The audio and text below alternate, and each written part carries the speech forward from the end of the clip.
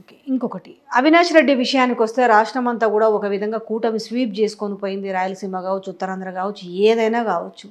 Just 11 సీట్లకు పరిమితమైనారు. అందులో వచ్చిన 4 ఎంపీ సీట్లలో అవినాష్ రెడ్డికి ఓటు వేయొద్దని అక్కా చెల్లెలు అంటే వైఎస్ వివేక హత్య విషయంలో కొంగులు పట్టుకొని అడిగారు. కనీసం ప్రజాస్వామ్యాన్ని బతికించండి, హంతకులను పంపించొద్దు అనేసి అంతగా అయినప్పటికీ కూడా ఈ వేవ్లో కూడా నెగటివ్ గాలి వీస్తున్న నేపథ్యంలో కూడా అవినాష్ రెడ్డి గెలవడాన్ని ఎట్లా చూడొచ్చు? అంటే వాళ్ళకు పులివెందుల్లో నియోజకవర్గంలో దాదాపు 30,000 వచ్చినాయి అనుకుంటా మెజారిటీ.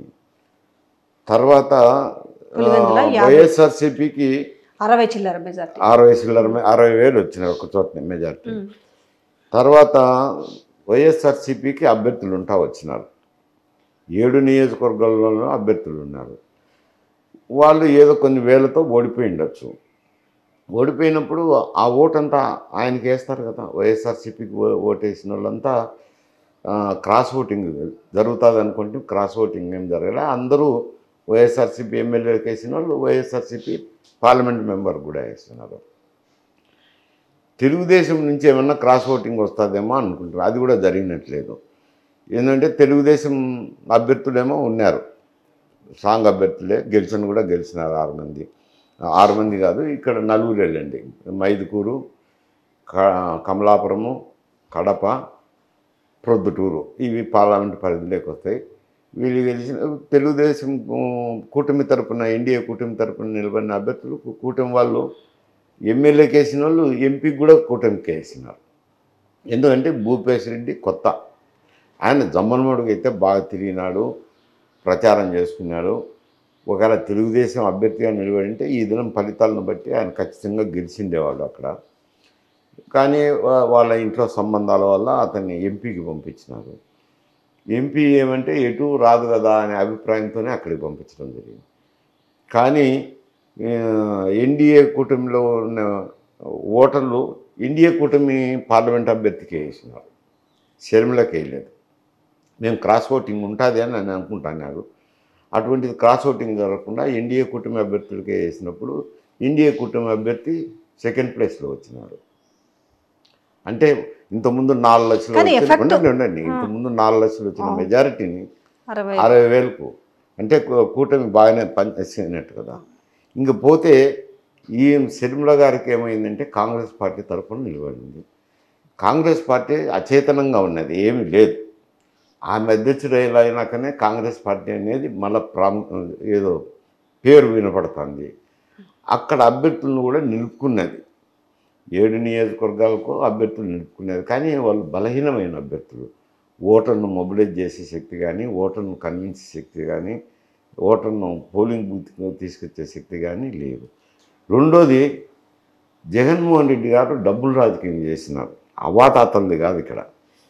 ఎంత ఎంత ఎక్కడికి చేసిన దిగజార్చినారంటే ఆంధ్రప్రదేశ్ను లాస్ట్ టైం 1000 రూపాయలు పెట్టినారు. అంటే 1000 రూపాయలు నా దగ్గర ఉంది, నేను కొనుక్కోవచ్చును అనుకున్నాడు. ఇప్పుడు 2000 చేసినాడు. అంటే డబ్బుతో ఓటు కొని నేను గెలవాలనే ధ్యేయమే. అయితే ప్రజలు బాగా బుద్ధి చెప్పినారు అనుకోండి, 2000 ఇచ్చినా కానీ ఓడించినారు. అందువల్ల ఆయన చేసిన నిర్వాహకం వల్ల ఈమె డబ్బు పంచలేకపోయింది. అవతల తెలుగుదేశం వాళ్ళు 2000 పంచినారు, యువతల వైఎస్ఆర్సీపీ వాళ్ళు 2000 పంచినారు ఆ నియోజకవర్గాల్లో ప్రతి చోట.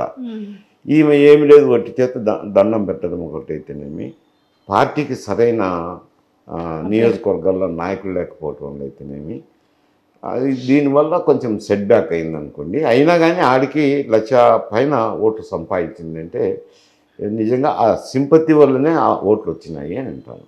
ఓకే. ఇన్ని రోజులు కూడా జగన్మోహన్ రెడ్డి ఆయనకు జైలుకు పోకుండా కాపాడుకుంటూ వచ్చాడు అవినాష్ రెడ్డిని అనేసి దాదాపుగా మనం ఈ 5 ఏళ్ల నుంచి అదే మాటలు వింటూ ఉన్నాం.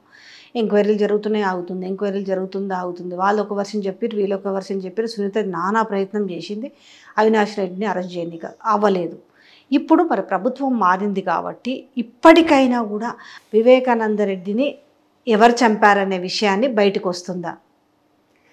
ఇప్పుడు వివేకానంద రెడ్డిని ఎవరు చంపారు అనే విషయం న్యాయం జరగాలనేది వివేకానంద రెడ్డి గారి కూతురు ఎక్కిన గడప దిగిన గడప చేసింది. కోర్టుకు వెళ్ళింది ఏం చిన్న పోరాటం కాదు, పెద్ద పోరాటమే చేసింది. అది మీకు ఎట్ట కనపడుతుందో నాకు తెలియదు కానీ ఎక్కిన గడప దిగిన గడప అని అంటే అది అడక తినే వాళ్ళు చేసే పని. లేదు లేదు, అంటే ఆ న్యాయం కోసం నేను చెప్పేది, న్యాయం కోసం, న్యాయం కోసము ఆమె చేసిన పోరాటం అయితే చిన్న విషయం కాదు. కింది కోర్టు నుంచి సుప్రీంకోర్టు దానా ఎన్ని రకాల పిటిషన్లు పోవాలంటే అది తలకు మించిన భారం. అయినా కానీ పట్టుబదులని విక్రమార్కునిలా ఆమె ప్రయత్నం అయితే ఆమె చేసింది. ఇప్పుడు సిబిఐ ఒక స్థాయికి ఎంక్వైరీకి వచ్చింది. స్థానికంగా ప్రభుత్వము సిబిఐ ఆఫీసర్ మీదనే కేసు పెట్టినారు. అంటే స్థానిక ప్రభుత్వం వాళ్ళకి సహకరించడం లేదు, సిబిఐకి సహకరించిన కాడికి వాళ్ళు ఏదో ఒక ప్రైమరీ ఛార్జ్షీట్ వేసినారు. ఇప్పుడు కొంచెం వేగవంతం చేయొచ్చు. రెండోది కేసుల విచారణ, కోర్టులో కేసుల విచారణ ఉంది, అవి కూడా వాయిదాలు పడుతున్నాయి. అంటే రెండు కారణాలు కావచ్చు.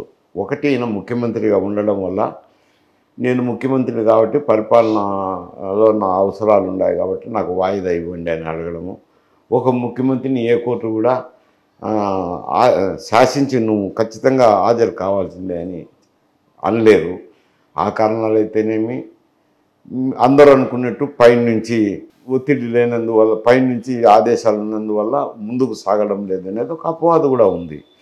ఇప్పుడు అటువంటి ఒత్తిడి అంటే లేకుండా పోతుంది కదా.